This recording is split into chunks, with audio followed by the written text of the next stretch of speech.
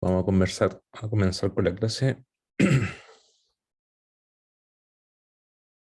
Ayer vimos fallamiento, o sea, seguimos con la parte de fallamiento.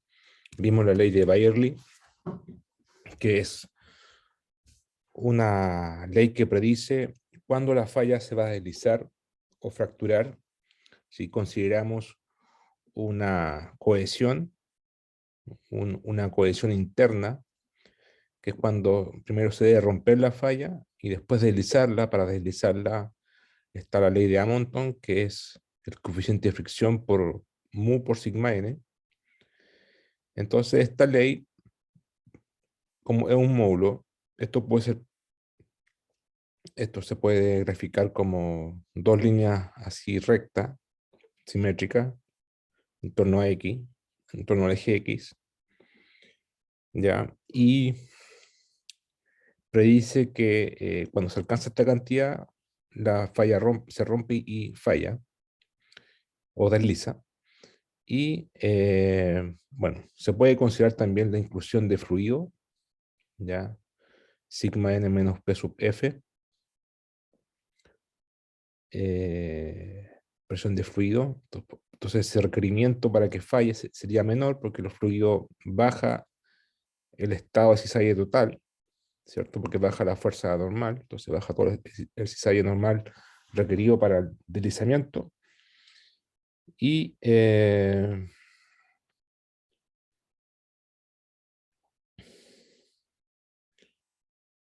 si lo graficamos esto en un plano de círculos de Moore, tendríamos una línea recta, ¿cierto? Tau igual S0 más mu por sigma n. Esto es en el plano tau versus sigma n. Si graficamos los esfuerzos máximos, o sea, máximo y mínimo principales, sigma 3 y sigma 1. Y trazamos, si en el caso especial en que la recta traza en un punto, o sea, es tangencial en un punto a, al círculo de Moore, tendremos aquí un ángulo de 90 grados, y solamente en este punto, para este teta, se alcanzaría este nivel de esfuerzo y la falla se rompería y fallaría, deslizaría. Entonces hicimos una relación acá, vimos que tangente, que phi más, bueno, phi es tangente de phi, ¿cierto? La pendiente de la recta, o sea, arco tangente de mu es phi. Entonces, arco tangente de mu más pi medio, más este suplemento, que es pi menos teta, es igual a pi, ¿cierto? O que es lo mismo que decir que teta es igual a pi cuartos más un medio de arco tangente de mu. ¿Ya?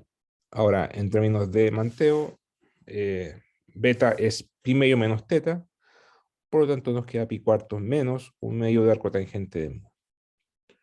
¿Ya? Eso sería, para ese ángulo se alcanzaría este nivel de esfuerzo que es como un mínimo, ¿cierto? Es tangencial. Si yo aumento sigma 1, ¿ya? Y aumento sigma 3, el radio se aumenta y esto empieza a crecer y van a haber más ángulos en que va a fallar. Por eso esto es como un crítico, un estado crítico.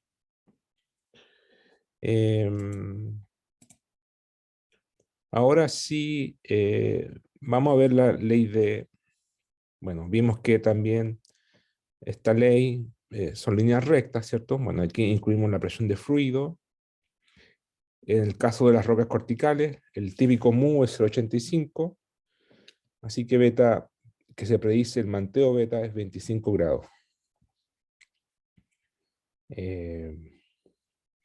Aquí está un gráfico de tau versus sigma n. En la corteza tenemos tau igual 0,85 por sigma n, y después cambian el manto a 50 más 0,6 sigma n. Dedujimos también el estado de esfuerzo en profundidad, en el cual tenemos aquí compresión en profundidad Z y delta sigma de Z, que son líneas rectas, estado compresional y en estado de tensión. ¿Ya? Eso fue lo que vimos ayer. Entonces ahora veamos la última parte de fallamiento, que es la teoría de fallamiento de Anderson, que predice el manteo, el ángulo beta, manteo para una falla normal o inversa, en términos del coeficiente de fricción mu, ¿ya? Es decir, cuando falla, o sea, con qué manteo falla la roca, vamos a ver que al final, haciendo este análisis, vamos a llegar a este mismo resultado, este, beta igual pi cuarto menos un medio de arco tangente de mu, pero este caso, si se dan cuenta, solamente está en estados compresionales, porque aquí estamos comprimiendo y comprimiendo, y estamos en el lado positivo de sigma n, es decir, en el lado compresional. El lado tensional sería el lado izquierdo. ¿Ya? Entonces, la ley de Anderson es más general y lo va a predecir para un estado de compresional, falla inversa, o normal tensional. ¿Ya? Va a ser más general que lo que vimos antes. Entonces, ¿cómo se hace esto? Bueno, sabemos que el estado de esfuerzo sigma 1 y sigma 3, sigma 1 es el esfuerzo máximo y sigma 3 el esfuerzo mínimo. Entonces, en profundidad Z, ¿cierto? O sea, dada una profundidad Z de la roca, ahí tenemos una presión confinante, una presión hidrostática, que es ρGZ, ¿cierto? Entonces sería el mínimo y le agrego un diatórico, delta sigma, al sigma 1. Si delta sigma es positivo, hablamos de falla inversa, compresión, y si delta sigma es negativo, hablamos de falla normal o tensión. ¿Ya? Ahora, ocupando la relación del plano inclinado de círculos de Moore, si vamos a los apuntes, sigma n sabemos que se puede escribir así, ¿cierto? Sigma n igual al promedio más sigma 1 menos sigma 3 medio por coseno 2 teta y tau sigma 1 menos sigma 3 medios por seno 2 teta. Entonces, nos queda, ocupando esas relaciones, eso, y lo igualamos a, o sea, todo esto lo igualamos a sigma 1, que es ρGZ más delta G, ¿cierto? Y acá igualamos esto igual a ρGZ con un poco de álgebra, podemos darnos cuenta, bueno, este sigma 1 menos sigma 3, claramente se da los ρGZ y nos queda delta sigma, ¿cierto? Nos queda delta sigma, ahí. Sigma 1 más sigma 3 medio es, bueno, es ρGZ y sale un ρGZ que está acá con el 1 y nos queda esto. ¿Ya? O sea, en el fondo lo que estoy haciendo acá es tomar este sigma 1, lo reemplazo ahí, este sigma 3 lo reemplazo acá, y acá, y acá, y acá, y acá, y reordeno y reescribo la ecuación sigma n y tau. Y nos queda de esta forma en función de z y en función de delta sigma. ¿Ya? Bien. Ahora ocupo la ley de Amonton o de Byerly con fluido, ¿ya? Es decir, esto es una falla preexistente, ¿ya? Aquí la falla ya existe, entonces es módulo de tau, cuando se alcanza esa cantidad, módulo de tau igual mu, coeficiente de fricción por sigma n menos presión de fluido, ahí ocurre la falla. Entonces coloco el estado de esfuerzo aquí, reemplazo el peso, el sigma n y el tau de acá, ¿cierto? Reemplazo el tau y el sigma n, me queda esto y me queda esto. Entonces aquí tengo una relación, más o menos delta sigma medio seno 2 teta igual mu rho gz delta sigma medio 1 más coseno 2 teta menos presión de fluido. Aquí tengo una relación entre el esfuerzo deviatórico y teta. y z y mu, ¿ya? Pero la pregunta es,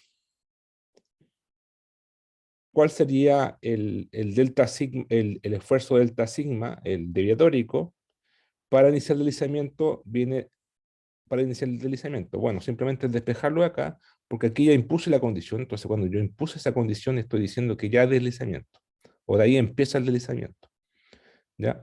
Entonces, como yo impuse esta condición, que es la ley de Bayerly o Amonton, Amonton y Bayerly son la misma ley casi, ya están más generalizadas una que la otra. Entonces, impongo esta condición, ya la impuse, aquí está la igualdad, y entonces este es el delta sigma que produce deslizamiento. Despejo ese delta sigma de acá, con el signo bien puesto acá, es más menos, paso, lo acompaña el seno 2 teta acá, ¿cierto? Paso este para acá también, y despejo delta sigma de esta forma, ¿ya? O sea, ahí tenemos el esfuerzo diatórico en función de z, pf y teta, y mu. Entonces, ahora, si se dan cuenta ahí, hay varios tetas que producen ese delta sigma. Entonces, ¿qué dice la teoría de fallamiento de Anderson? Dice que, como hipótesis, que la formación de una falla de manteo beta se obtiene de tal forma que los esfuerzos teóricos sean mínimos, ¿ya? O sea, en otras palabras, principio de mínima energía de la naturaleza, ¿cierto? Si yo ocupo un tremendo esfuerzo diatórico, obviamente va a haber deslizamiento y vamos a tener un manteo teta o pi medio menos teta. Pero lo interesante es calcular el mínimo, ¿cierto? Porque la energía, o sea, la naturaleza tiende a minimizar la energía, a menos que tenga fuerzas externas, ¿cierto? Entonces la pregunta es, ¿cuál sería el teta con que produce el esfuerzo deviatórico mínimo en el cual la falla desliza? ¿Ya? Entonces, eso dice la teoría de Anderson, y lo único que hay que hacer es que minimizar el esfuerzo diatórico con respecto a teta, ¿ya? Ahora, notar que si los esfuerzos diatóricos superan a los mínimos, con mayor razón va a haber deslizamiento, y con otro ángulo, el ángulo va a cambiar, ¿ya? Si es normal, se va a hacer probablemente más vertical, ¿ya? Y si inversa, más bajo el ángulo, ¿ya? Notar que un ángulo más bajo en falla inversa requiere más energía todavía, ¿ya? Entonces, por eso es interesante calcular el mínimo de delta sigma, que es como minimizar la energía, ¿ya? Entonces, minimizamos teta con respecto, o sea, delta sigma con respecto a teta, y derivamos delta sigma con respecto a delta teta, igualamos a cero, ¿cierto? Y si eso lo hacemos bien, respetando los signos, nos queda que coseno, bueno, esto es distinto de cero.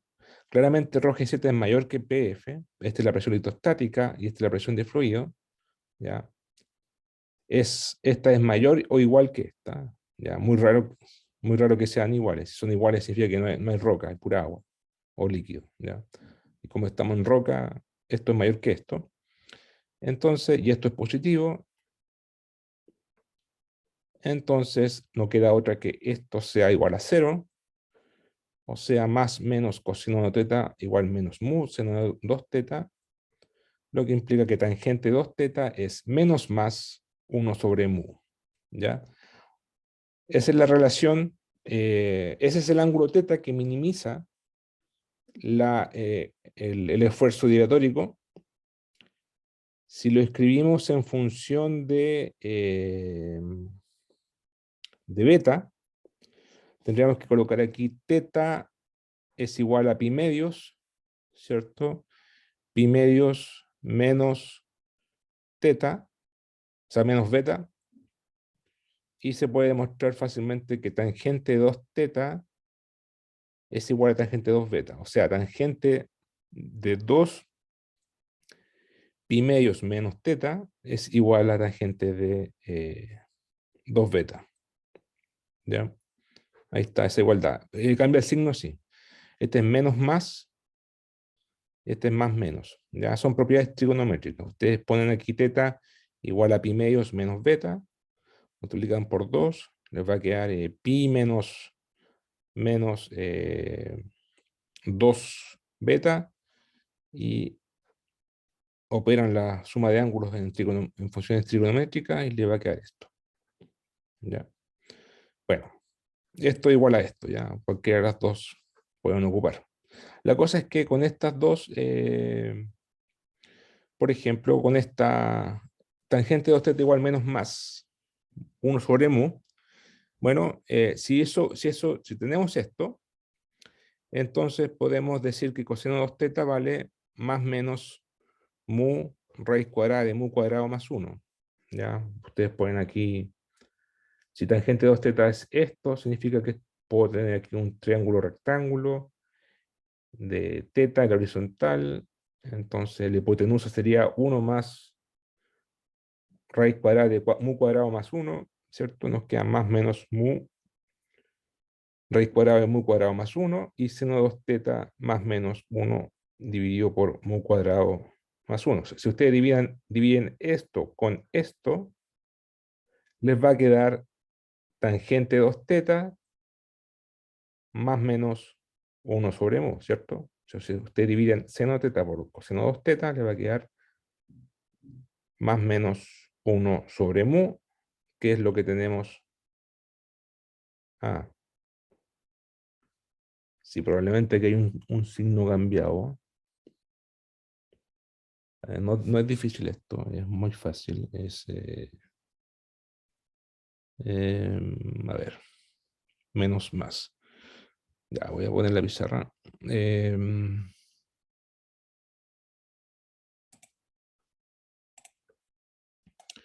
Si tengo yo que tenemos tangente de 2θ,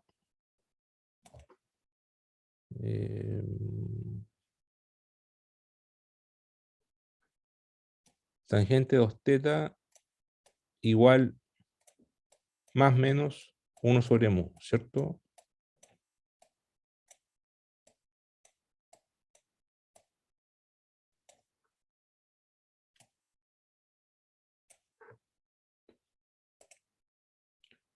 Menos más sobre mu, ya, menos más. Entonces,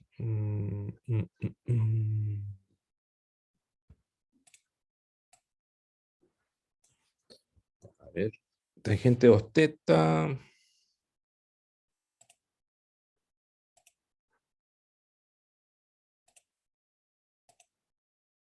sería menos más 1 sobre mu. Ya, menos más 1 sobre mu.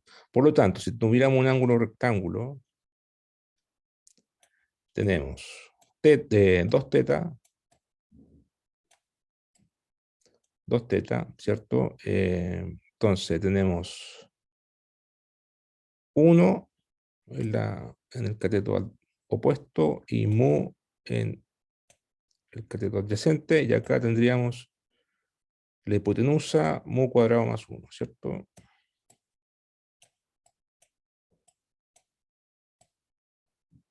1. Entonces, seno 2θ vale 1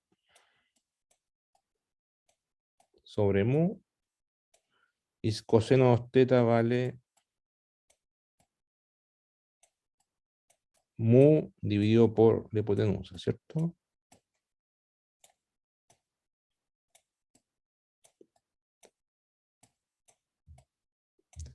Ahora, para que me dé menos, tengo que tener este menos y este más.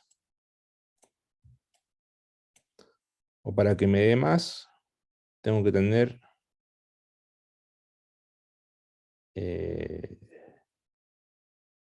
claro, menos más. Tengo que tener este par o al revés, menos más, más menos. Y para que bueno, tengo toda la alternativa. Menos más,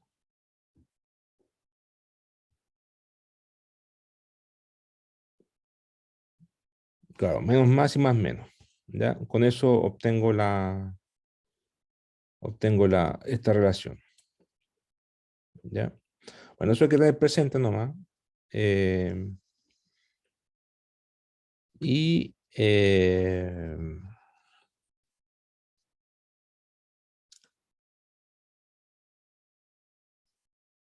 y eso lo reemplazamos después, acá.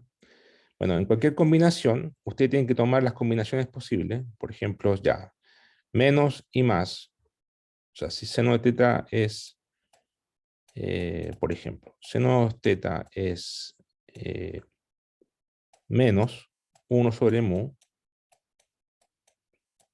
ese sería un par de solución, ¿cierto? Y coseno de teta sería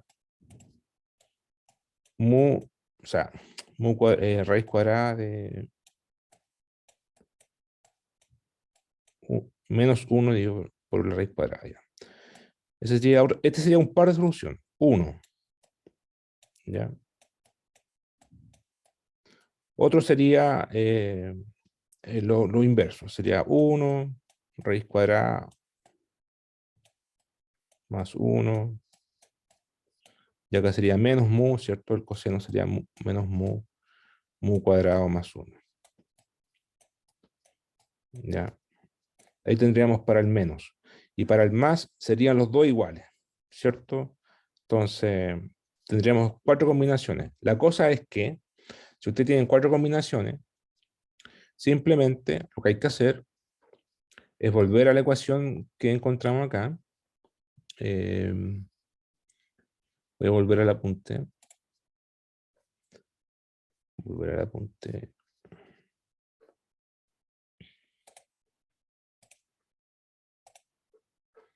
Ya, volver acá. Y simplemente lo que hacen ustedes es reemplazan aquí la combinación de soluciones que más minimicen esto. Y eso es todo. ¿Ya?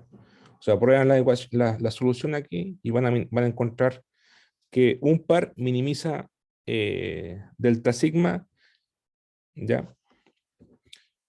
Y más encima van a encontrar un mínimo negativo y un mínimo positivo. ¿Por qué? Porque justamente, ahí está, más menos, ¿ya? Aquí van a encontrar algo así.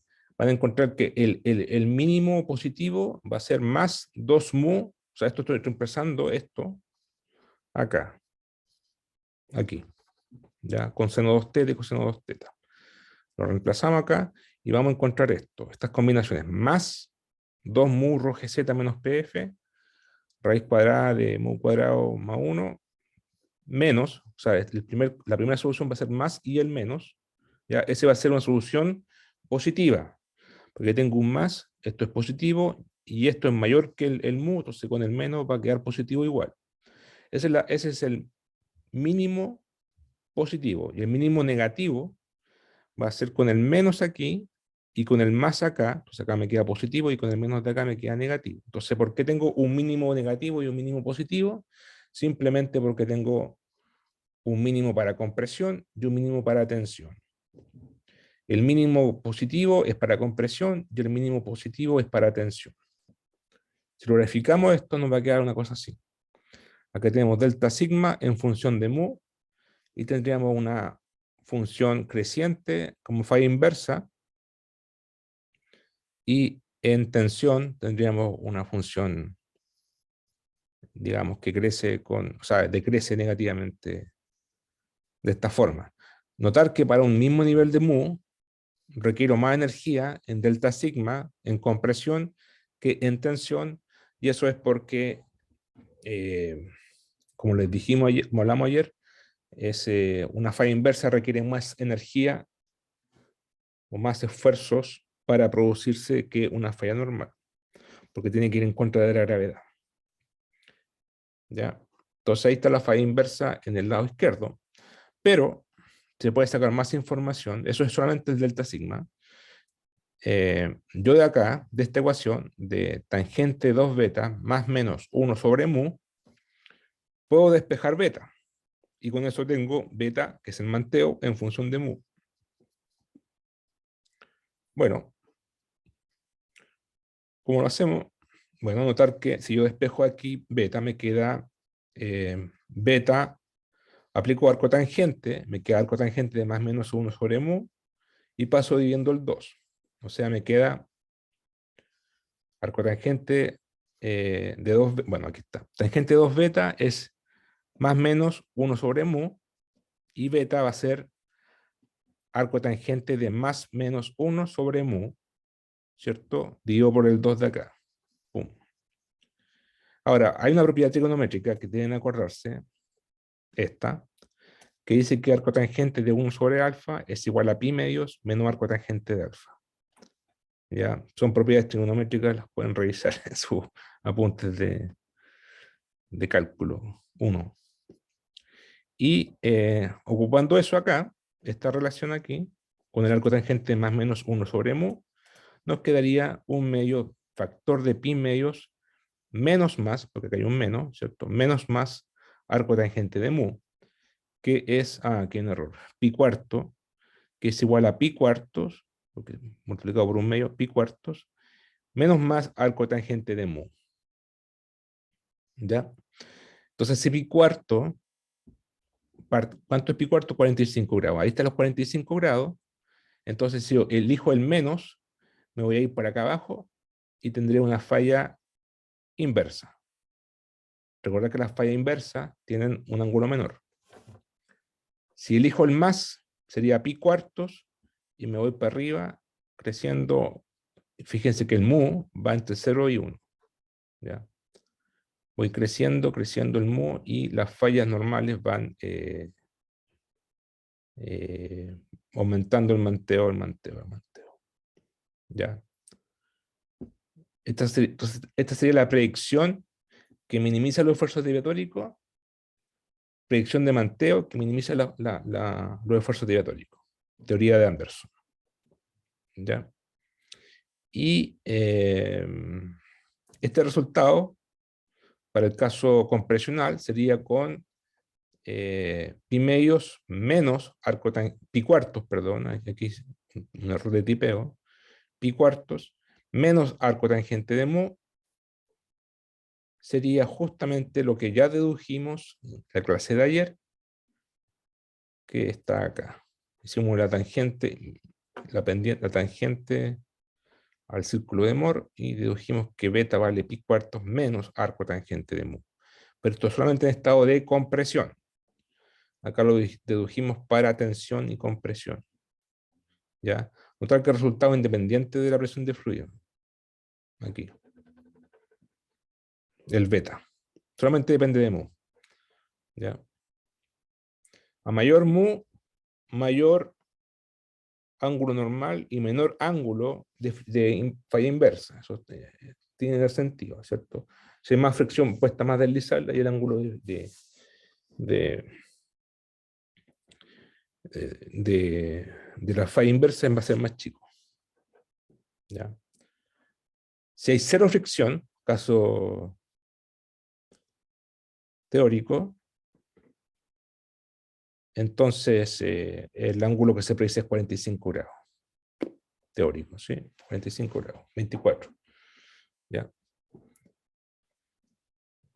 Bueno, la falla inversa requiere mayor magnitud de los esfuerzos de teórico, eso se ve claramente acá, ¿cierto? La magnitud de acá es más que la de acá. Y bueno, ahí está el resultado del beta pi cuartos menos arco tangente de mu medios. ¿Alguna pregunta?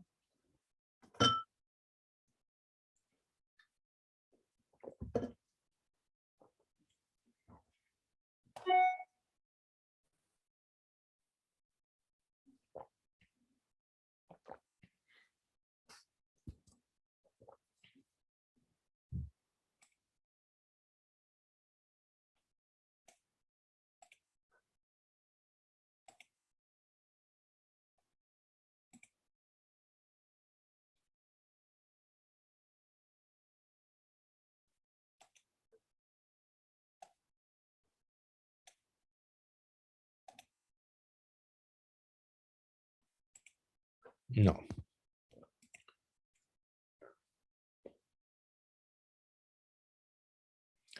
Bueno, vamos a empezar entonces, cerramos el capítulo de fallamiento y vamos a comenzar. Generalmente después de fallamiento uno pasa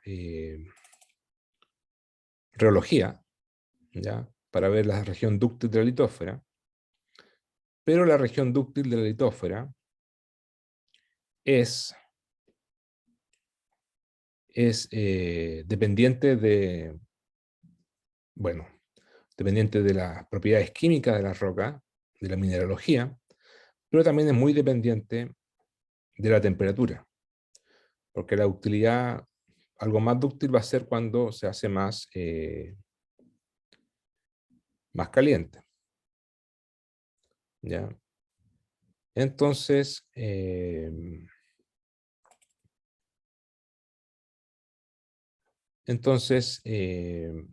necesitamos entender cómo funciona la estructura termal, o sea, el calor en la Tierra, en profundidad. Bueno, en realidad en toda la Tierra, desde la superficie hasta el núcleo.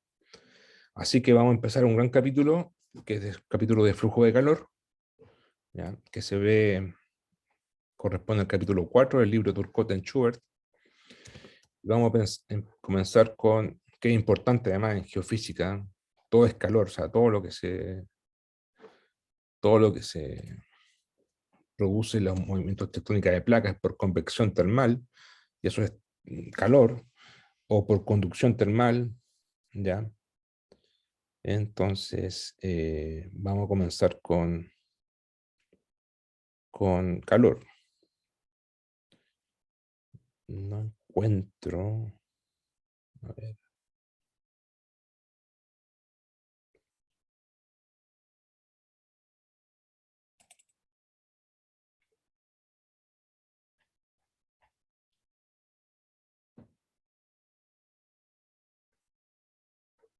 Ya.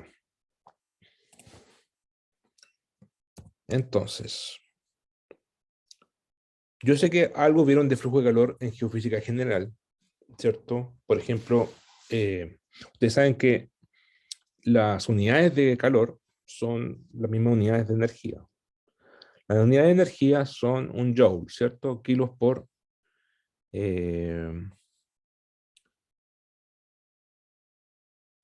joule son kilos por aceleración por metro, ¿cierto? Eso es unidades de trabajo.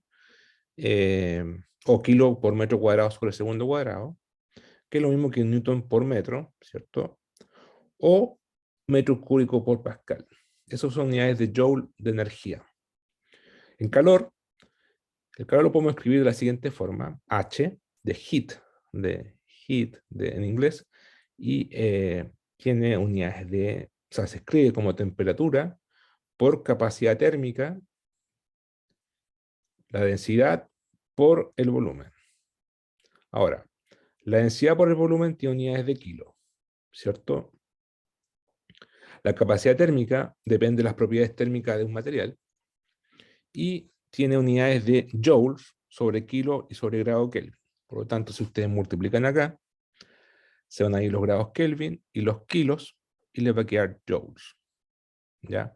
Ahora, la capacidad térmica eh, corresponde a una cantidad, de energía, de joules, que se requiere para calentar 1 kilo de masa en 1 grado Kelvin, ¿ya?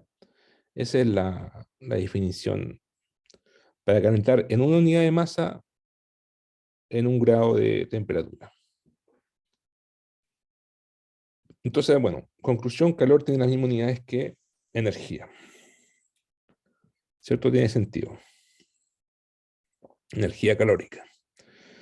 El calor de la Tierra se transporta, ustedes saben, se transporta de tres formas: por conducción, por convección y por producción y radiación térmica, ¿ya? Bueno, conducción podemos decir, ocurre debido al efecto producido por la colisión molecular, o sea, el calor se produce por la energía cinética de las partículas y es un proceso difusivo, ¿cierto? Por el contacto entre materiales, transmite su energía cinética debido a la colisión de las partículas y se transmite de un medio en donde existe calor, donde existe variación espacial de temperatura. Notar que el calor siempre va de un lugar más caliente a un lugar más frío. ¿Ya? Esa es la forma en que opera. Y bueno, ustedes saben que los metales son conductivos termales, pero los plásticos, el aire, por ejemplo, no conduce calor. O sea, no aire. Algunos materiales como el plumaví, eso, el plumaví no conducen calor. ¿Ya? O sea, son malos conductores de calor. ¿Ya? Otro tipo de calor, de transporte de calor, es la convección termal, que está asociado al movimiento transporte de masa, ¿cierto? Aquí es una masa caliente que se mueve o fría, y una región caliente fluirá a una región más fría, calentando el entorno y viceversa. Eso ocurre con los gases, con los fluidos. La típica, cuando ustedes calientan la olla, el agua, se calienta la parte de por debajo, se pone más caliente, se pone menos densa y sube el agua caliente y el agua fría se baja. Entonces eso es convección. ¿Ya? Lo mismo ocurre en el manto astenosférico, sube masas de magma fluido menos denso, y como menos denso sube, y lo más denso va a bajar porque está más frío. ¿Ya? A veces se habla de advección térmica. eh, o sea, advección es un tipo particular de convección termal. Eh, bueno, advección es, más que nada es advección térmica. Ahora, advección a secas, ¿ya? Advección a secas es cuando tenemos un sistema de movimiento y una sustancia física o una propiedad física se difunde en el medio, ¿ya? Por la advección, o sea, por el movimiento del sistema. Eso es advección. O sea, por ejemplo, si tienen un río y tiran, no sé, tiran una sustancia química al río, esta se va a difundir, ¿cierto? Se va a transportar por el movimiento del fluido. ¿Ya? Eso es advección.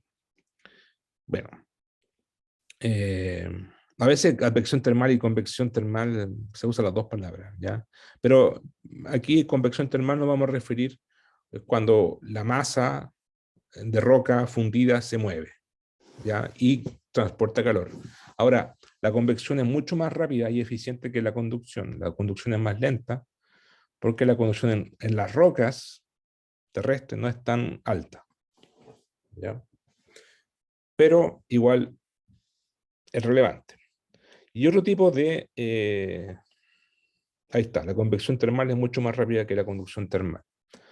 Y otro tipo de calor, de fuente de calor, es la producción termal. Eh, por ejemplo, la clásica es la radiación electromagnética. Eh, bueno, en realidad hay varias. ¿Ya? Vamos, primero, radiación electromagnética, este mecanismo la Tierra es importante solo a escala pequeña, en donde la conductividad térmica de las rocas puede absorber este mecanismo. Esta radiación electromagnética, ¿ya? Está la radiación nuclear también en el manto, en el núcleo, y esa es importante. Está el calentamiento friccional en falla, o sea, si ustedes tienen una falla, la friccionan, obviamente eso va a producir calor, es una fuente de calor, y la producción de calor química, que son por el hecho de producirse cambios de fase o cambios de reacciones químicas, ya sean o exotérmicas. Exo o endotérmicas, o sea, endo y exotérmica significa que hay un aumento o un decaimiento de temperatura durante la transición de fase de la roca. ¿Ya? Ustedes saben, por ejemplo, que en metamorfismo hay cambios de fase de la roca y ahí ocurre una reacción química y en algunos casos puede ser con una caída de temperatura o un aumento de temperatura. En cualquiera de los dos casos aumenta la temperatura, ya sea con enfriamiento o con calentamiento. ¿Ya? es una producción de calor también.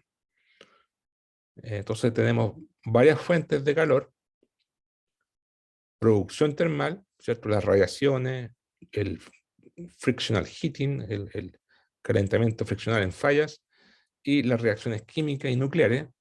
Eso es una producción, y estos son mecanismos más de conducciones de difusión de calor, ya sea por gradiente en el espacio, ¿ya?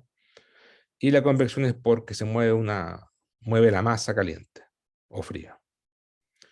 ¿Ya? Entonces debemos considerar todos estos mecanismos para estudiar el calor en la Tierra. Ahora, partiendo con conducción, ¿ya? Que es lo más amigable, o sea, bueno, no sé, eso es relativo, pero es como lo más básico, entre comillas, ¿ya? Ustedes recordarán la ley de Fourier en geofísica general, que liga la, que predice o dice, en realidad esto es empírico, ¿ya? Dice que el flujo de calor de un punto, en una dirección, ya, en una dirección dimensional, unidireccional, varía, ¿cierto? De la forma siguiente. Varía como menos K por delta T a delta Z. En este caso, la variable es Z, ya, verticalmente, y dice que el calor va a ser proporcional a menos K por el gradiente espacial de temperatura. K es la conductividad térmica y Z es la dirección en la cual varía el calor, ¿cierto? En la vertical en este caso. K puede ser también en la dirección horizontal, ¿ya? K es la conductividad térmica y se mide en watts sobre metros sobre grados Celsius, ¿ya? Recordar que un watt tiene unidades de joule sobre segundo, ¿ya? Ejemplos. El K de la plata es alto, porque es un metal, 418 watts sobre metros grados Celsius. Magnesio, 159. Vidrio, 1,2. Ahí bajamos bastante. El vidrio es un buen aislante térmico. La roca tiene un valor parecido al vidrio, del mismo orden, 1,7 a 3,3 watts sobre metro grados Celsius, 3,3 en el manto, ¿ya? Y un buen aislante térmico, la madera, ¿ya? O plumaví también, pero la madera. 0,1 watts por metro grados Celsius, ¿ya? Ese es el K. Entonces, el calor se va a transferir con menor o con mayor flujo dependiendo del material. Esta es la ley de Fourier, del año 1816. Entonces, aquí se muestra como ya, el eje Z, un lugar caliente, fluye en la dirección de calor, en la dirección de mayor calor a fría, ¿cierto? Por eso el signo menos, a propósito. Como fluye en un lugar más caliente, con mayor temperatura a uno más frío, se tiene este signo negativo, ¿ya?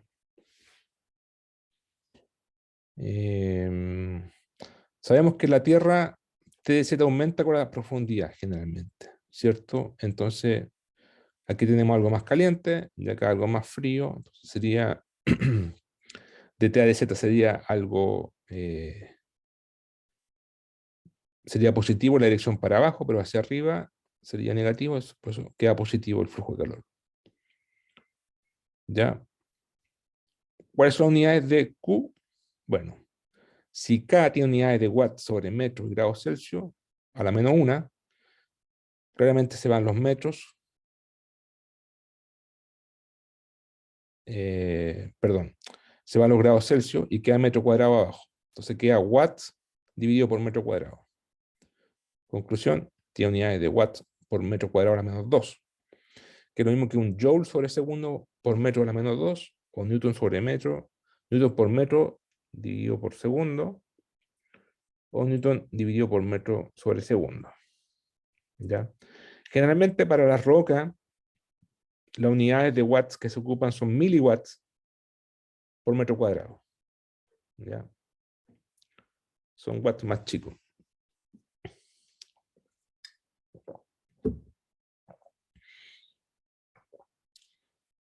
Consideremos ahora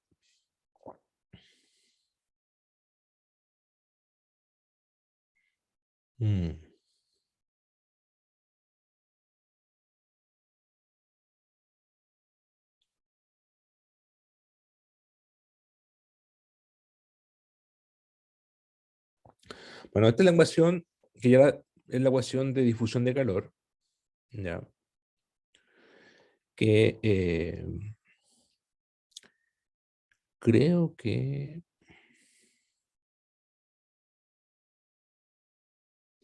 sí. A ver. Esta es la ecuación de difusión. Vamos a deducir ahora la ecuación de difusión de calor, que es una ecuación diferencial. Denme un poco de tiempo.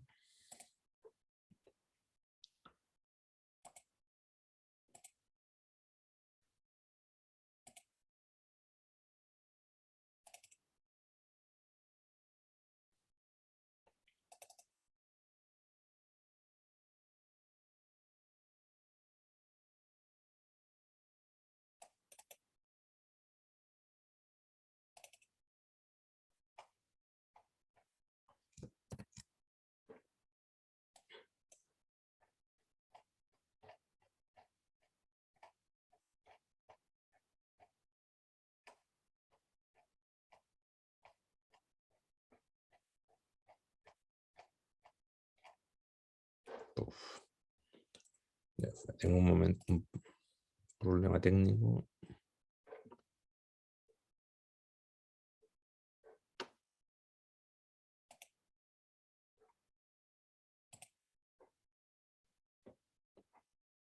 Cambio de computador, por eso quedó la escoba.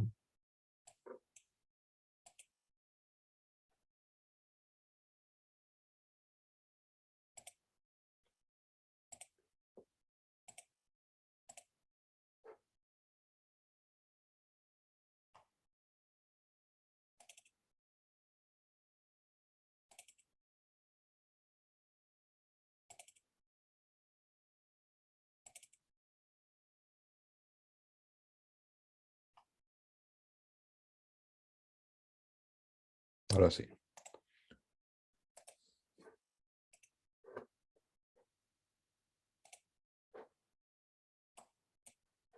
Se me había desinstalado el Zoom, por eso cambié el computador. Se perdieron los archivos, pero acá está.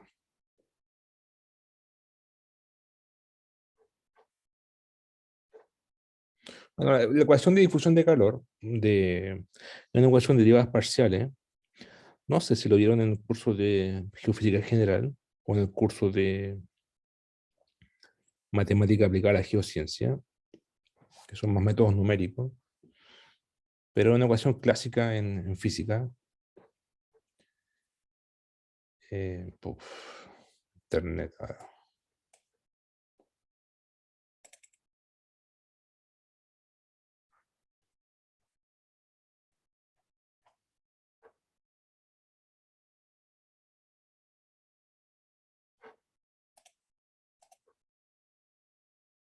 Ya, ahora sí.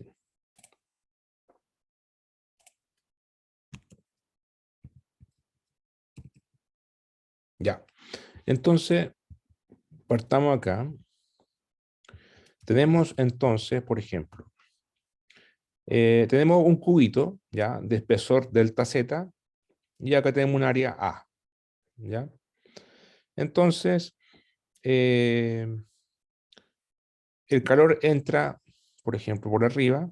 Entonces, como el calor tiene unidades de área, o sea, de watts sobre metro cuadrado, el calor total, porque esto es flujo de calor, ¿cierto? Ahora el calor total en watts, o sea, en joules sobre segundo, es como un flujo calórico, un heat flux. Hay un flujo calórico volumétrico, si se quiere ver, sería multiplicar el área A por el Q chico, nos queda AQ de Z, y sería el flujo de calor que entra volumétrico, que tendría unidades de watts. ¿Ya? Y saldría por debajo, al atravesar una distancia delta Z, una cantidad A por Q evaluado en Z más delta Z, ¿cierto? Bueno, ahí está. De esta forma, el calor por unidad de tiempo, ¿cierto? Calor total por unidad de tiempo, entrando al elemento de volumen en la cara a profundidad Z, es A por Q de Z, mientras que el calor por unidad de tiempo que abandona el elemento de volumen sería A por Q de Z más delta Z, ¿cierto? Ahora, si hacemos, recordar que delta Z es pequeño, ¿cierto? Es un elemento diferencial. Entonces, hacemos una aproximación de serie de Taylor.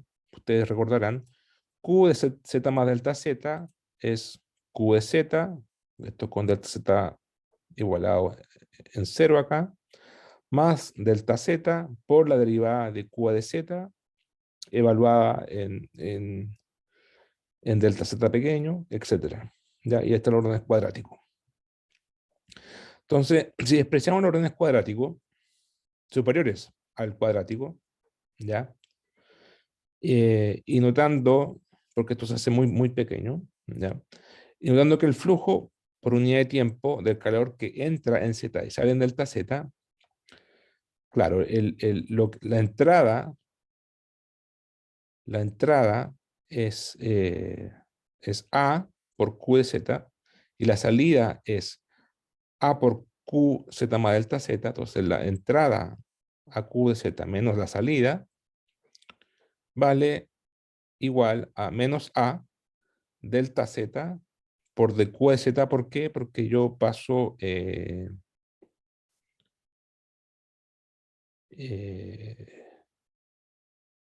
acá en realidad despreciamos de aquí para allá, ¿ya? Superiores a, o sea, desde O cuadrado hacia arriba. Entonces, esto también se va a cero, porque esto es muy chico. ¿Ya? Entonces, aquí yo paso este para la izquierda y me queda esto, ¿cierto? Menos delta Z de Q de Z, ¿cierto? Esto lo paso por acá y me queda, y lo multiplico por el A, el área A, y me queda esta relación. Entrada menos salida, simplemente esto es una aproximación de Taylor de primer orden, ¿ya? Ya, eso es lo que entra y lo que sale. Pero, supongamos que dentro del cubo, no sé, puede ser una roca, ¿cierto? Puede ser cualquier material, y por dentro podría pasar una reacción química o cualquier cosa, ¿no? Un cambio de fase.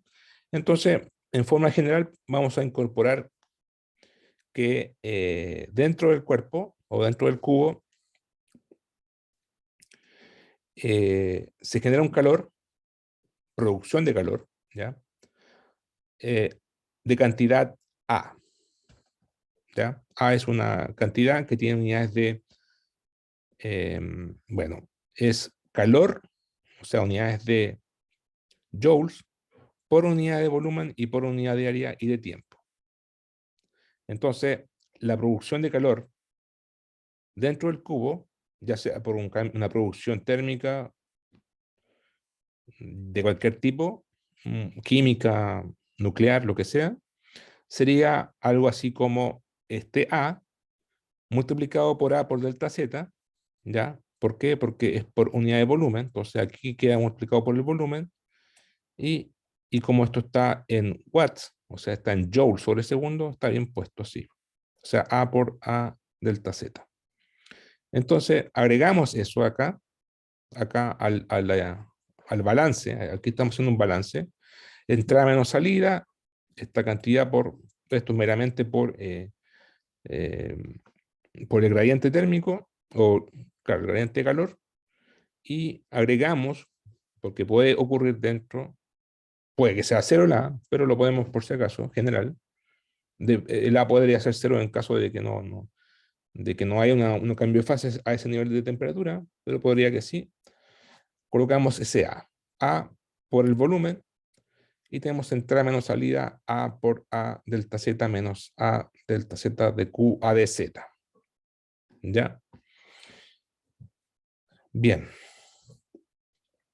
Ahora, por otra parte, el calor específico C sub P, o la capacidad térmica, que se vio acá al principio, ahí, C sub P, corresponde, se mide en, ya lo dijimos, en joules sobre kilo y grados Kelvin. Ahora, si el material dentro del elemento de volumen tiene densidad ρ y capacidad térmica, calor específico a presión constante, C sub P, por eso el P de abajo, aquí asumimos que la presión no cambia, entonces un aumento en temperatura delta T, en un tiempo delta T tiempo, se tendrá que la tasa a la cual se obtiene calor estaría dada por. Bueno, ¿qué pasa acá? Estamos multiplicando C sub P, que tiene unidades de joule sobre kilo por grado Kelvin. El cuerpo tiene densidad ρ, ¿ya? Y tiene un área A y altura delta Z. O sea, tiene un volumen A por delta Z, y por el ρ eso nos entrega su masa, ¿cierto? Entonces su masa, por el Kelvin ahí, ¿ya? Entonces ahora incorporamos el factor tiempo, porque hasta ahora hemos solamente incorporado la parte geométrica, que es por la difusión espacial, la parte química y ahora la parte temporal. ¿Ya? Porque en ese lapso de tiempo también puede variar el calor. ¿Ya? Entonces, esta multiplicación, bueno, se van a ir, esto es volumen por densidad kilos, se van a ir los kilos de acá, con los grados Kelvin negativos a ir los de acá, y nos va a quedar joules sobre segundo, o sea, watts. ¿Ya? Igual que acá, watts, o acá, watts. ¿Ya? Entonces nos queda finalmente el balance, este balance nos va a quedar, bueno, esto debe ser igual a lo que pasa en el tiempo, ¿cierto? Esto, lo que entra y lo que sale, debe ser igual a la evolución en el tiempo. Entonces lo igualamos, ahí está igualado, ¿ya? Entonces, igualando la tasa a la cual se obtiene calor, a la producción y conducción de calor dentro del elemento de volumen, se tiene la parte de evolución temporal, entrada menos salida, igual a lo que pasa dentro, al entrar y salir, espacialmente y químicamente, con la evolución temporal. Tiene que serse igual, ¿ya? Para que esté equilibrado o balanceado. Aquí se van las áreas, A chico, y se ordena un poco esta ecuación, se va a la delta Z también, ahí, estos delta se van, y nos queda esta ecuación, ¿ya?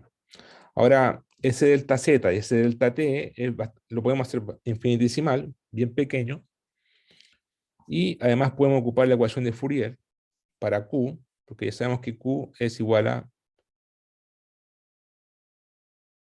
menos K por delta T a delta Z, lo reemplazamos aquí, aquí, o acá, acá, y nos queda con el menos queda más K, y queda la segunda derivada de la temperatura con respecto a Z cuadrado. Acá el Cp por el ρ lo paso dividiendo, me queda este factor acá, esta constante, y acá me queda K dividido por Cp por ρ. ¿Ya? Y esta es la ecuación 1D de conducción de calor, en donde asumimos que T es una función de la profundidad y la temperatura. Es fácil demostrar que si lo tomamos en 2D o en 3D, ¿ya? Haciendo el vector Q en las tres dimensiones, se puede obtener una ecuación como esta, ¿ya? Que es lo misma que esta de acá, solamente que acá en vez de una segunda derivada se convierte en el laplaciano, ¿cierto?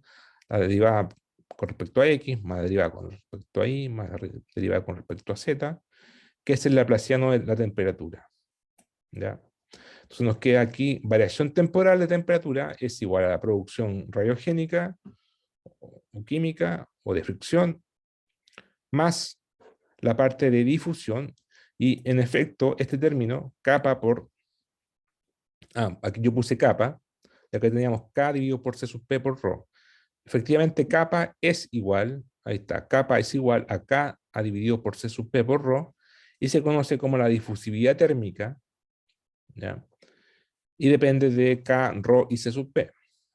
La unidad es de, bueno, K tiene unidades de watts sobre metro y grados Kelvin, ρ tiene unidades de kilo por metro cúbico y C sub P de joule sobre kilo por grado Kelvin. Si ustedes hacen el análisis, le va a quedar que kappa tiene unidades de metro cuadrado sobre segundo. Entonces, y se conoce como la difusividad térmica. Entonces, ¿qué significa? Significa que dado un tiempo tau, ¿cuánta área cubre por difusión térmica el cuerpo? Cubre una distancia igual a L raíz de kappa por tau. Eso significa el kappa. Es decir, cuánta difusividad térmica o cuánto calor difunde en un tiempo dado. Eso es el kappa, ¿ya? Obviamente, a mayor conductividad va a ser mayor la difusión. A mayor densidad va a ser menor la difusión, ¿ya? Eso es el kappa. Y por eso se multiplica acá con está con el laplaciano, y este término se conoce como término difusivo. Valores típicos de kappa en el manto terrestre son de 8 por 10 elevado a menos 7 metros cuadrados por segundo. ¿Ya? Eso es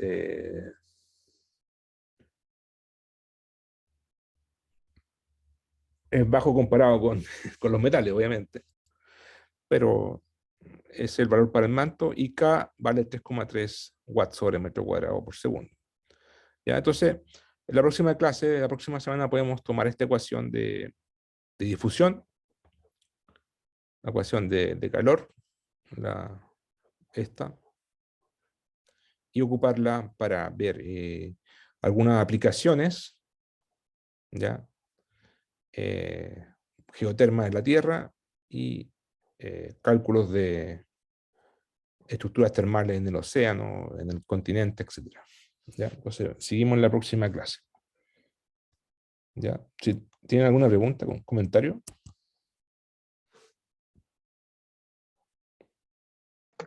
No. Ya, pues, entonces podemos seguir. O sea, el martes pregúntenme por la tarea, pero traten de avanzar lo más que puedan. ¿Ya?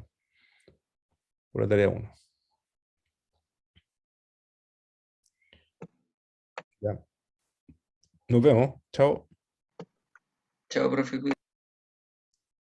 Chao. Profe.